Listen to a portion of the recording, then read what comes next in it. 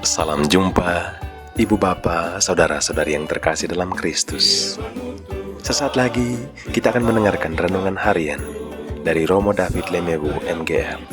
Mari kita siapkan hati dan selamat mendengarkan. Firman-Mu Tuhan, berita bagi kakiku, sabda yang hidup, terang bagi jalanku. Bapak, Ibu, Saudara-saudara yang terkasih dalam Kristus, dengan penuh sukacita saya ingin membagikan renungan kita hari ini. Di tempat yang sungguh indah ini, saya ada di Pulau Lembata dan di Bukit Cinta Lembata yang pemandangannya sungguh indah. Bacaan kita hari ini diambil dari Injil Lukas bab 21 ayat 34 sampai dengan 36. Jagalah dirimu supaya hatimu jangan syarat oleh pesta pora dan kemabukan, serta kepentingan-kepentingan duniawi, dan supaya hari Tuhan jangan dengan tiba-tiba jatuh ke atas dirimu seperti suatu jerat. Sebab ia akan menimpa semua penduduk bumi ini. Berjaga-jagalah senantiasa sambil berdoa, supaya kamu beroleh kekuatan untuk luput dari semua yang akan terjadi itu, dan supaya kamu tahan berdiri di hadapan Anak Manusia. Dan demikianlah Injil Tuhan, dan terpujilah Kristus. Bapak, Ibu, Saudara-saudara yang terkasih dalam Kristus, Tuhan Yesus mengingatkan berkali-kali agar kita berjaga-jaga.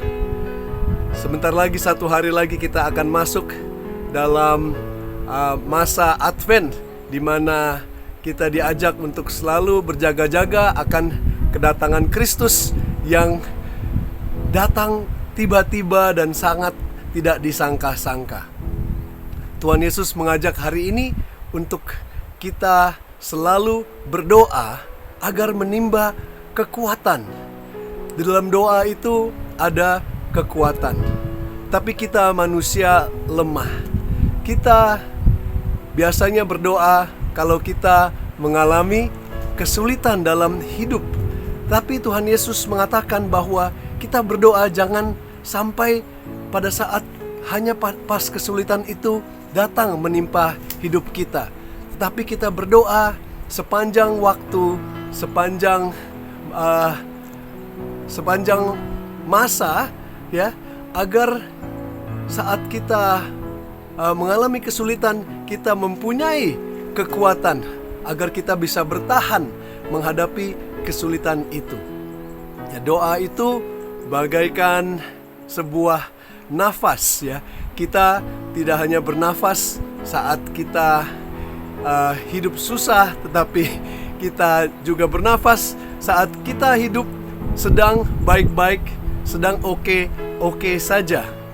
Ada sebuah cerita di mana seseorang murid datang kepada gurunya dan mengatakan, "Ajarkanlah saya untuk berdoa." Lalu dia mengajak muridnya itu pergi ke sebuah sungai. Dan saat mereka turun ke sungai, tiba-tiba kepala muridnya itu dibenamkan ke dalam sungai itu. Dan dibenamkan lama lalu diangkat lagi, ya. Dia ngos-ngosan lalu turun lagi, ya. Cebur lagi sampai sulit bernafas, lalu diangkat lagi, ya. Lalu diturunkan lagi.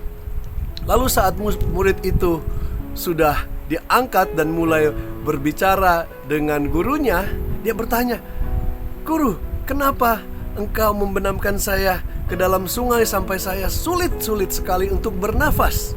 Lalu guru itu mengatakan, "Ya, doa itu bagaikan sebuah nafas, ya. Kita harus menjadikan doa sebagai nafas kehidupan kita.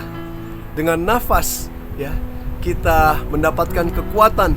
Oksigen yang kita hirup itu memberikan kekuatan kepada jasmani, kepada fisik kita, sehingga kita bisa bertahan hidup.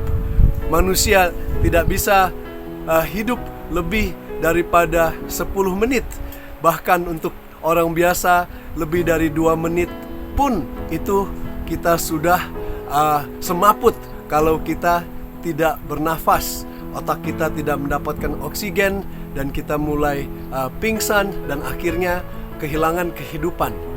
Apalagi untuk jiwa kita, jika kita tidak bernafas, kita tidak mendapatkan oksigen bagi jiwa kita agar bisa hidup dengan sehat. Dengan nafas doa yang teratur, kita mempunyai kekuatan rohani, sehingga dikatakan seperti Yesus mengatakan kepada kita, supaya kita tahan berdiri di hadapan Anak Manusia, kita tahan berdiri di hadapan Dia. Kita bisa bertahan kalau kita selalu berdoa. Kita berdoa di pagi hari, kita berdoa saat kita mengingat Tuhan, di sela-sela waktu kita di tengah hari, dan saat kita menutup hari kita, sehingga jiwa kita selalu dekat dengan Tuhan. Kedekatan dengan Tuhan, hubungan pribadi dengan Tuhan adalah bentuk doa. Sebuah komunikasi dengan Tuhan membuat kita selalu bisa kuat untuk menghadapi segala cobaan, tantangan hidup yang kadang menyulitkan kita. Tetapi kita pasti tidak perlu takut kalau kita dekat dengan Tuhan. Marilah kita mohon Roh Kudus, karena hanya dengan Roh Kudus saja kita bisa tahu caranya berdoa. Kita tahu cara berkomunikasi dengan Tuhan yang sungguh selalu menantikan kita setiap waktu agar mau dekat dengan Dia. Mari saudara-saudara yang terkasih dalam Kristus, keindahan cinta Tuhan hanya bisa diselami saat kita memberikan waktu kepada jiwa kita untuk hening dan tenang dan menghirup cinta Tuhan yang selalu ada, selalu setia bagi kita semua. Dan semoga Tuhan yang dekat dengan jiwa kita, yang lebih dekat kepada kita daripada diri kita sendiri, selalu membawa kita masuk ke dalam hadirat-Nya. Dan semoga Tuhan berkati. Amin.